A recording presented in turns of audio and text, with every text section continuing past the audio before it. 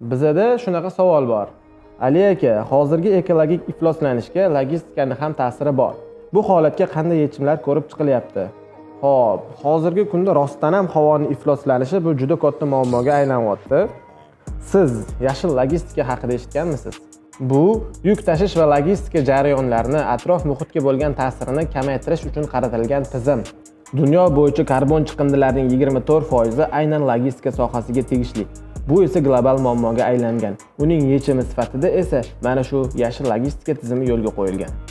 DHL va Amazon kabi katta kompaniyalar allaqachon bu tizimga o'tishgan. Ular yoqilg'i bilan yuradigan traklar o'rniga ancha arzon va foydali bo'lgan elektr toki bilan quvvatlanadigan Volvo Electric Truck va BYD Electric Trucklardan foydalanishyapti.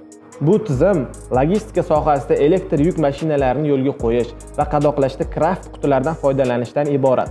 Dunyoda bu tizim hozir trendga aylangan. O'zbekistonda esa endi shakllanib kelmoqda.